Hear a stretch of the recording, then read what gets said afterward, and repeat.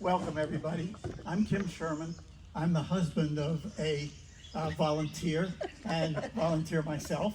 And so are all of you, either one or the other or both. And welcome. What we're here for is to celebrate two stalwarts of our organization, Susan and Marie. And we have known all along that what we did was totally dependent on their coordination, stimulation, and imagination. And we're awfully glad to have this party. I was not one of the organizers. We have to thank the people of the committee that put it together. And it's good that we can all gather together. The agenda for this is that I'm finished talking, okay? Kathy O'Rourke is going to have us each stand as she calls our name. And then we'll have a couple of speakers. And then we'll be free for anybody here who would like to tell an anecdote to finish off, and then we're going to eat cake, and somewhere along the line we'll toast. I got a cup that I've lost, but I'm sure it's around somewhere. Oh, I see it over there. Anyway, let me introduce Kathy, and Kathy, if you'll call out, and as your name is called, if you can, please stand up, and you're going to tell what they do, or are they going to tell what they do? I can tell them. What would you like to do? Say what you do, or I can say what you do? You have to talk. Oh, sorry. Right into the I'm not used to using. Hello. I want to first welcome Susan and Marie, and you are an inspiration, without a doubt.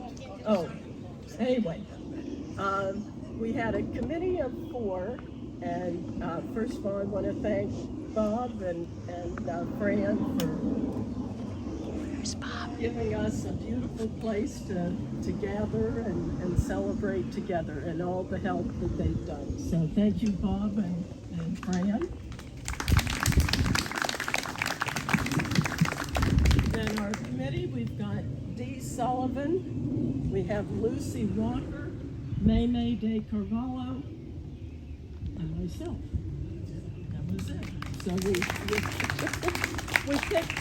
We've all been volunteers for about 10 years, almost the entire time. So we kept it small and easy. So we had originally about 39 people. Thank you. 39 people. Take that. Okay. We had about 39 people coming, and unfortunately, a couple people weren't able to make it, but we'll start off. Rosa, our office manager. You want to stand up? Thank you. And we've got office volunteers first. So I have May, Jenny Davis, Loretta Duff, of course, Lynn, who has many hats, Josephine Kim, and Fran is one of our office volunteers, of course, and myself. Ann Smith. Dee's been a long time office volunteer. We have Jane Sherman. I'm not standing. Walker, office volunteer. Ellen York, office volunteer. Let's see. Now we're going to go to transportation volunteers. So we've got Jim Buscarin. Yay. Mike O'Rourke. Frank Heron. And Ann Russo. Jim McDonald. Michelle Milliken. Cheryl Neely. Carol O'Keefe. Let's see. Kim Sherman. Carol Spangler, one of our transportation. She left? Okay. Let's see. Therese Verchinsky, who also used to be an office volunteer. Thank you, Therese. Dorothy Hutchins. Well, Dorothy, now we're going to friendly visit volunteers. So we'll start with Dorothy Hutchins, Mari Kelly, and then our former volunteers, Freudis, Beckerman, and let's see, and Mary Green was friendly visit, and yeah, Mary, and that's it. And Joy is jack of all trades. So, thank you for all you do. I know, Marie and Susan really assembled a wonderful team and set the standard. Anyway, thank you. I'm not used to hosting. Thank you very much. I'm going to have Lynn and Fran each come up and do a little talk. Well, hi everybody. So Fran and I were selected to do a little tribute to Marie and Susan. So I'm going to do Marie. Can you hear? Okay, good. So Marie, you're to blame that I'm in this position right now. Okay? No, seriously. If it wasn't for Marie, I probably wouldn't be so active in this group. Without your nurturance and always the love that you exude for all of us as volunteers, and the positive reinforcement that you gave all of us to carry on. So I have to say, no tears, don't you dare. I love you very, very much, and we all miss Marie, obviously, and I thank you for all the years that you gave us.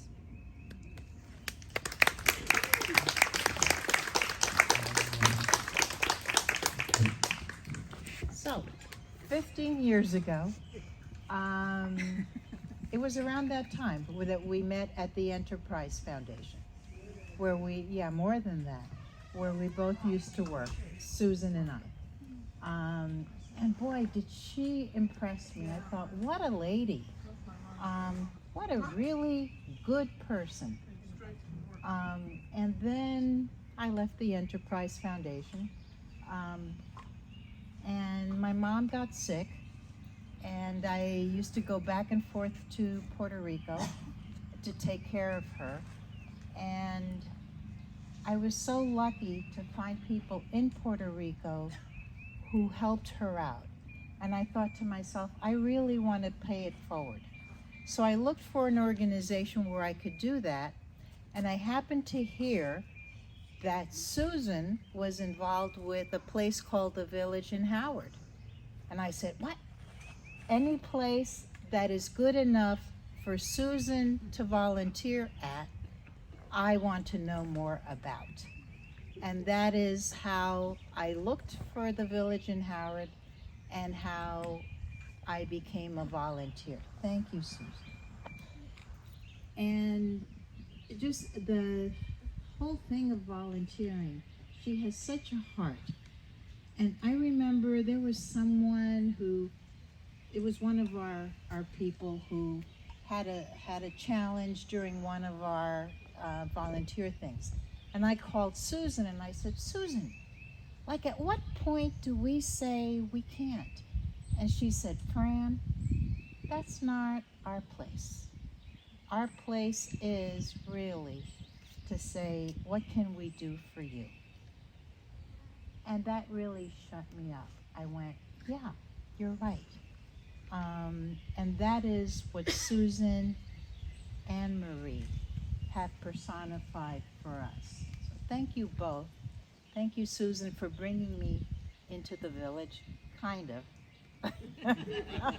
Kind of a thanks. But we love you both. We love you both, and thank you for everything you have done for the village. Wonderful.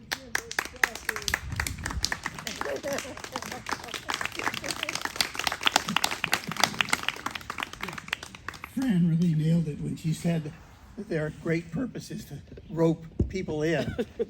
And make us do more than we thought we could, and by doing much more than we know we could, they're able to do that. Mary Green wants to talk for a second, and then I've got a letter to read. Boy, 1 second, that's not good. All right, 8. Joy pulled me into the village at an over 55 event, and she said, I had been caregiving for 11 years, raising kids, working full-time, trying desperately not to let the house burn down, when Joy said, we walk Saturdays, you come walk with us. And I did. And what was interesting to me is later on, I researched the villages for a promotional project, a freelance project, once I was in the village. And I look around and I see what we've become and how we've survived over 10 years. It's just a miracle, and it's very different from many of the other villages. I mean, wildly different. Now, to start out, let me give you an example of something I looked up this morning, and it's Capitol Hill Village. They have more members than we do, but their members, their membership dues pay only 25% of their expenses. Their yearly expenses are $1.1 million. They have $800,000 in donations from people looking for service as well as tax deductions. And I thought, how in the world, because right away when I started researching this back in, I guess it was 2016, I said, how do we get away with these low dues?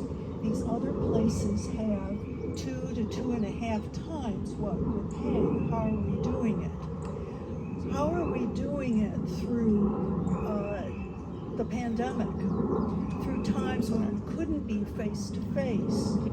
And yet we did. We had all of these ad hoc programs. We moved online to Zoom, and it was crazy. How did we do that?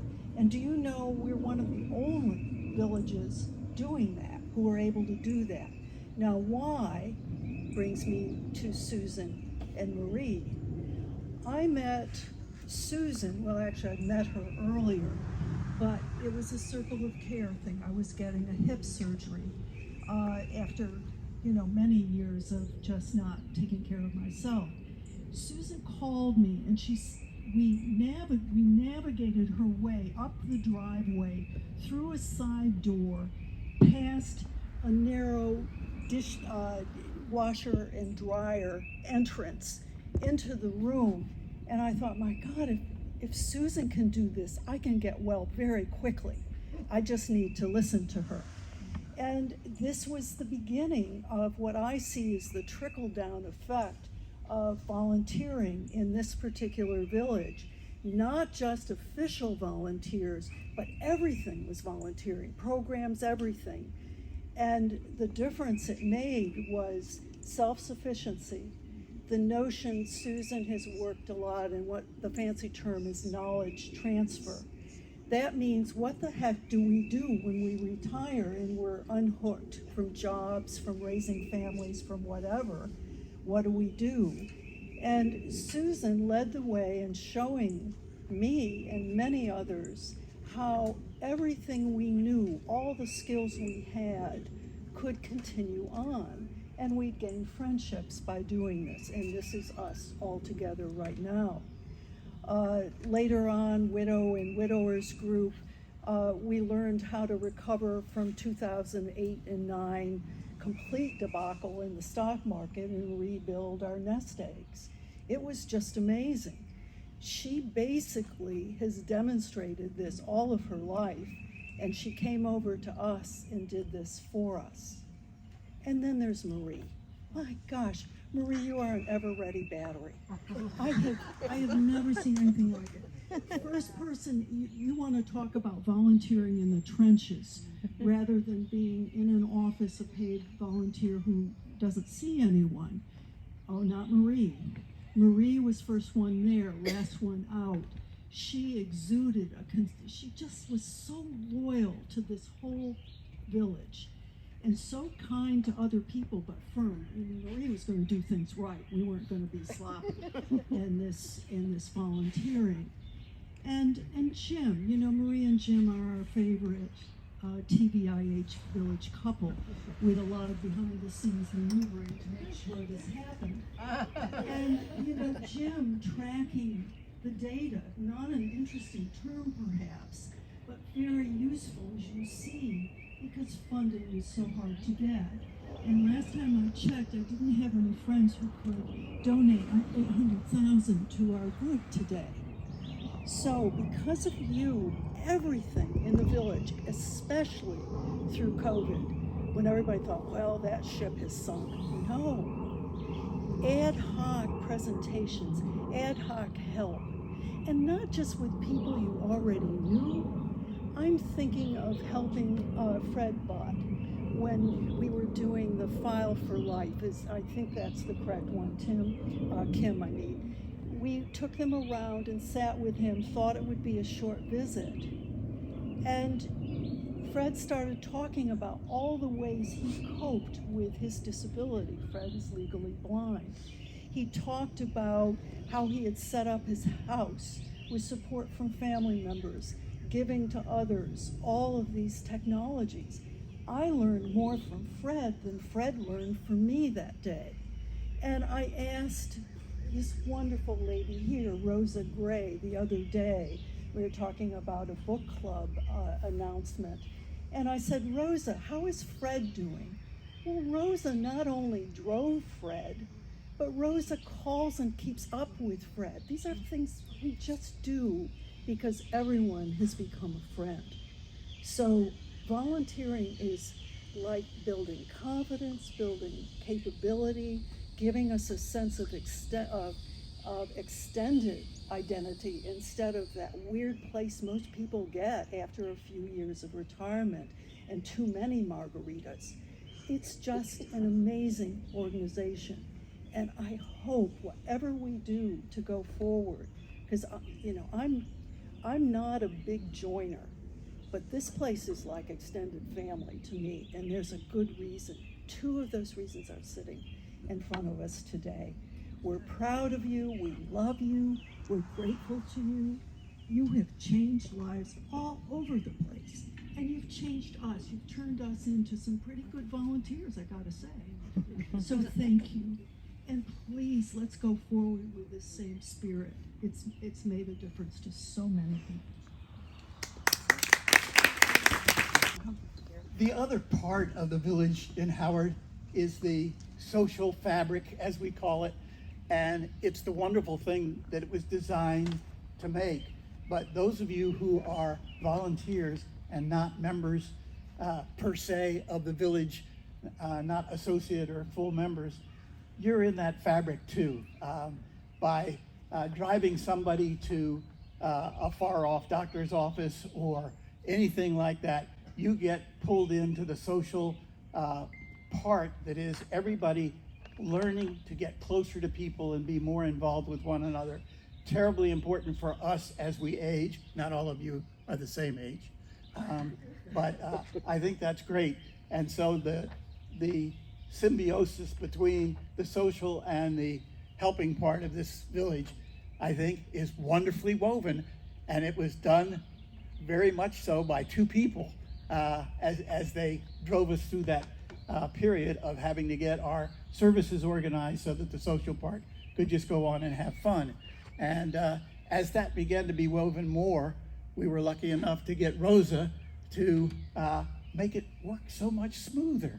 And I know you two were very happy to have her sitting there juggling all those balls as you were throwing them at her.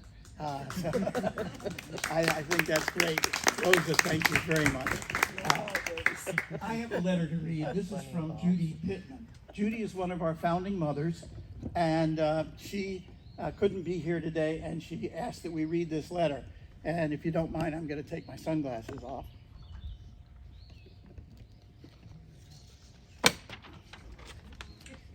A huge thank you to Marie and Susan for their creativity, caring, coordination, and cleverness in developing and maintaining excellent volunteer services for TVIH members, and for 10 years.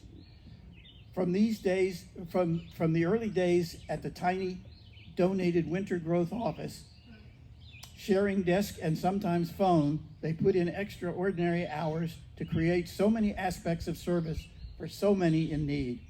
The professionalism in their service delivery model, volunteer recruitment process, development of the circle of care, and supportive caring and training for the office volunteers make it unique. Professional, paid volunteer coordinators do far less. One specific aspect that I always admired is how they each patiently handled difficult requests. A member's whiny, long-winded call, a ride to Timbuktu for the next day, patients listening to a report of a doctor visit, and then true emergencies. TVIH has had some great members, and we're not recognizing everybody who's been a great contributor here, but none have donated so much to create what I believe is the most important service that TVIH offers. Thank you, Marie and Susan. Judy Pittman. And I'm sure she's very sorry she can't be here to present that herself. And thank you from her. By Josephine Kim. Oh, wonderful. Oh, those are nice. They're nice. These are bees. Oh, the bees were made. Oh, we've been throwing these things around. I didn't realize. They're wonderful things. Is there one for the guy in the mic?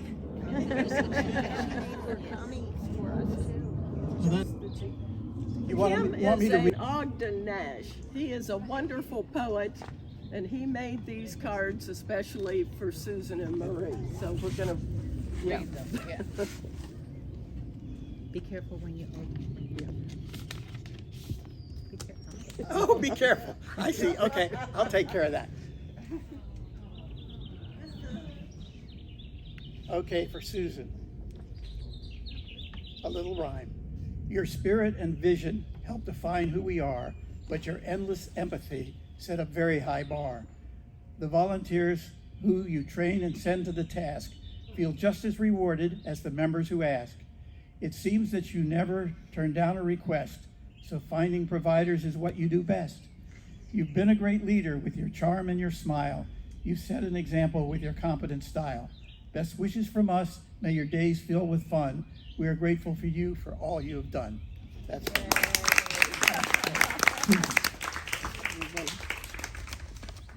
And there's a little gift card in there for 50 or 60,000. I can't remember what.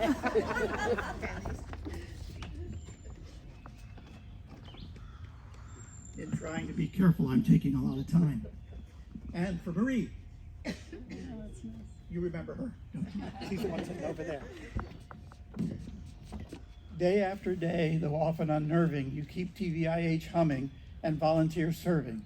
Through training of helpers and coordination, our service provision is the best in the nation. You work with the board and the membership team to improve how we did things and repair every seam. And your humble approach made everyone happy to do Marie's way and get it done snappy. We're thankful for you and the spirit you employ. We hope that your future brings oodles of joy.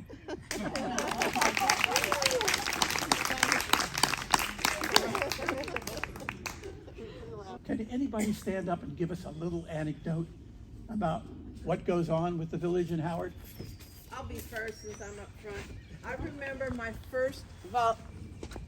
remember my first volunteer meeting at Susan's house, and it was just so wonderful that she had all of us over there, and she had tea and coffee or whatever. There was snacks, and it was just such a warm welcome, and I was a very new volunteer, and it was just something I wanted to be part of. Well, I would just like to say that in my pre-retirement world, I read a lot of training manuals, and there's nothing like Marie's manual. It tells you how to do everything that an office volunteer needs to do. And if you have a question, and at the very end there's a chapter which is how do I? And then you can look that up if you haven't gotten enough from it. And Susan, I want to thank you for everything I've heard in our volunteer meetings. You have such a tremendous heart. You really care. You both really care. And I want to thank you both.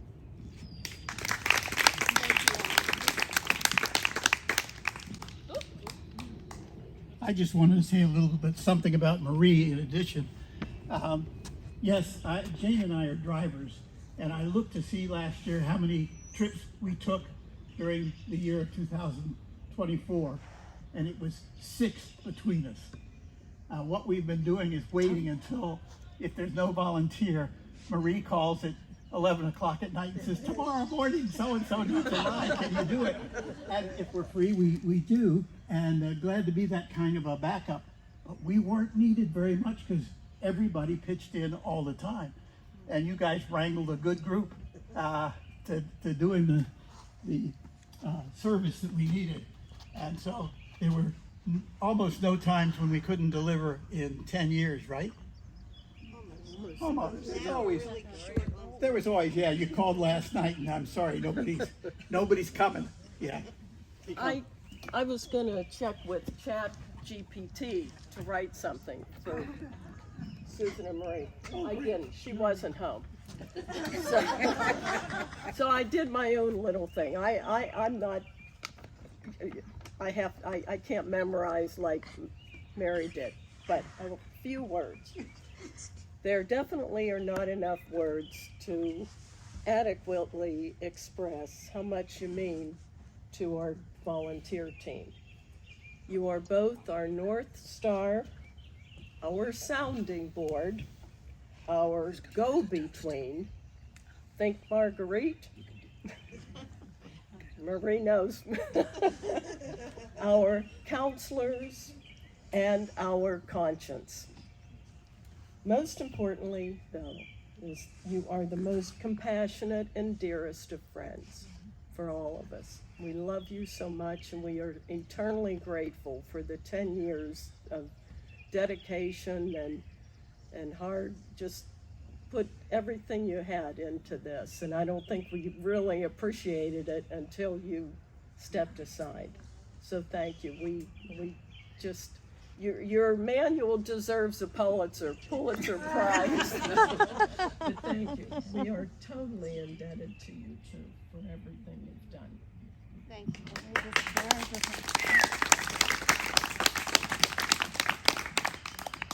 I just want to say a few things. Actually, I think I've known Susan and Marie before any of you. We started in 2012 at the steering committee. First time I met Susan. And she came every meeting, sat in the back kind of quietly, and she said she wanted to do volunteer. Later on, we had the steering committee monthly meetings, and she said, I want to do be in charge of the volunteer committee. And at that time, I had very little idea about what the village was all about. I said, volunteers, why? Why do we need volunteers? Then 2 years later, when we opened the door, she had lined up volunteers. She had all the ideas, everything all written down, ready to go.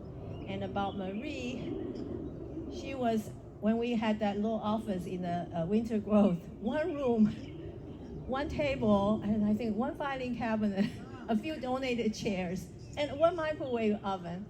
And Marie was already working on her folder, the binder, the training manual.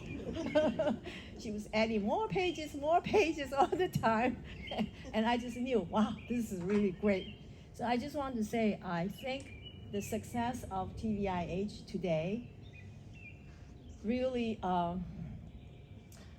were due to the strong leaderships we had, and mostly Marie and Susan. They were professional. They knew all the aspects of training, management, and nurturing the volunteers. So I'm really grateful to you two. And again, today is my happiest day. I say, my friends are not the ones that I go to a Christmas party and eat a meal with. My friends are the ones who work with me together towards a common goal. and you are all of my friends towards that common goal. Thank you very much. Thank you.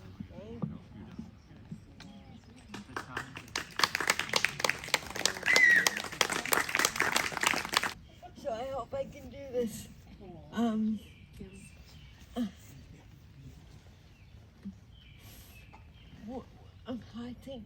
I think I'm saying this for Marie and for me. We gained so much more.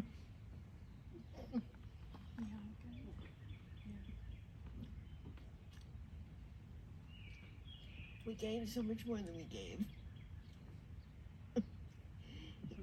Getting to know you and what your skills and what you were willing to give has exceeded anything that we could imagine. We thought, well, there'll be volunteers and they'll drive and they'll go visit people and they'll change a light bulb and those things, and that'll be great. But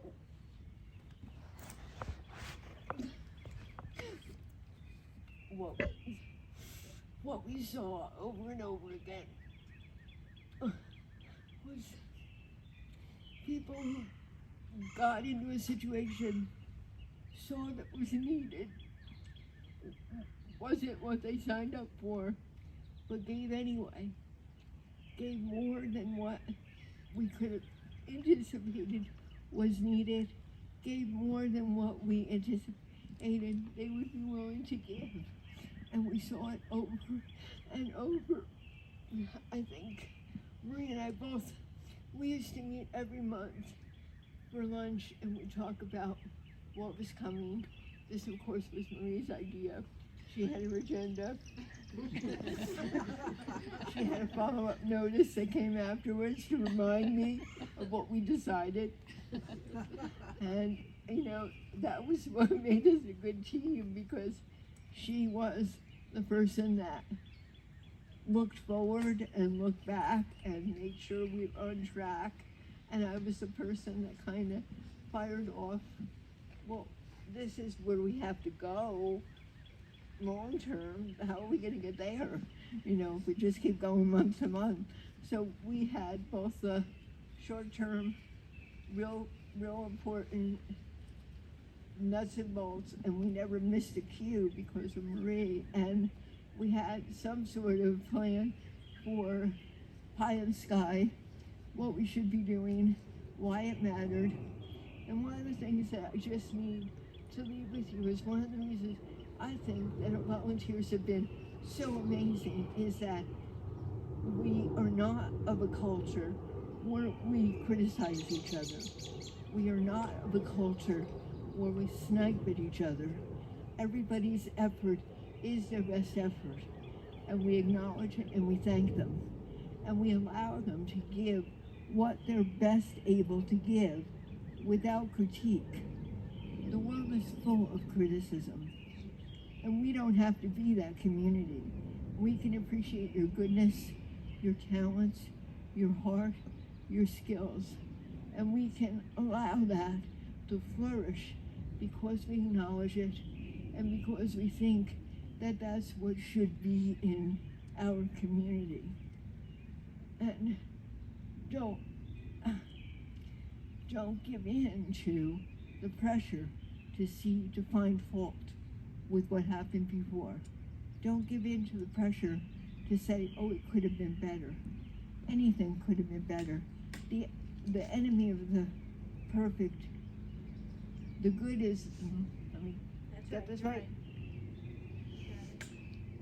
The perfect is the enemy of the good, right? If we keep trying to get perfect, we don't get the good stuff done, and there's plenty of good stuff to get done. So that's our norm. That's what we try to create, is a sense of appreciation for everything you're able to do, and not a criticism of what could have been better. That doesn't mean that we don't hold you accountable, of course, but it does mean that we do this all in a spirit of love. And that love is just the most important part of this community. If it's not there, none of it matters. If we're sniping at each other, none of it counts. So, I think that's really important to keep in mind, because it's easy to fall into the trap that the rest of our society has fallen into, of always putting down and picking out and finding reasons to be dissatisfied. I think we have a wonderful thing here, and it's because of everything that you all have offered, and we are rewarded by that. Thank you.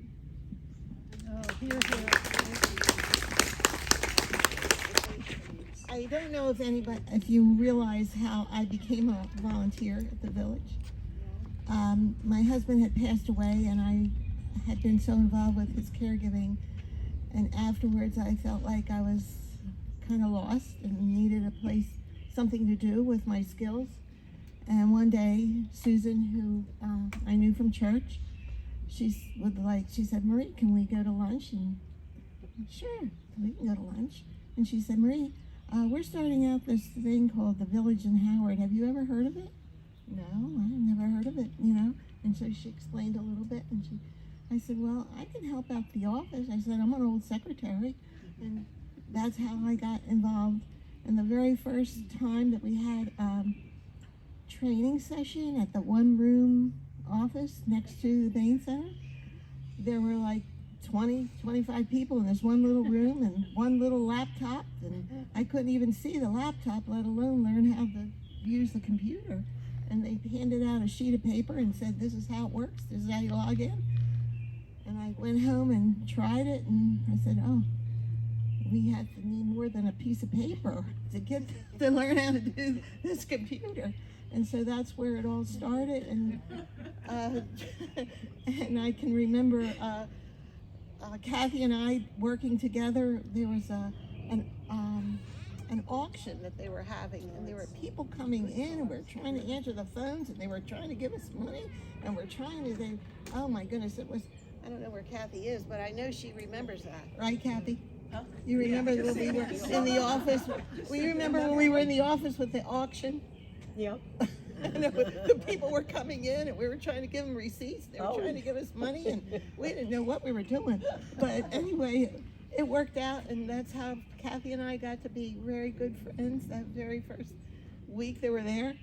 And I found myself getting more and more involved because I needed to have a place to be needed again, and that's what the village provided for me. And not only did it provide me that needed space, but I was able to use the skills I learned from caring for my husband and projecting that to others, and it made me fulfilled. And just the friendships that I gained, I would never have gained them if I hadn't been a member of the village, and I would have never met Jim and begun a new life of love. So it means a lot to me to have been here and to have made a stamp of my life on your lives. So thank you.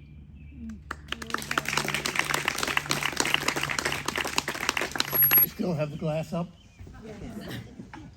You standing up? To you two, our wishes that the future times for the village will be enjoyable rather than stressful, and that you enjoy what we are providing as you provided what we are sharing. Thank you so much. Friends forever. Thank you all, and that was long, and thanks for sitting still. Thank you, Kim.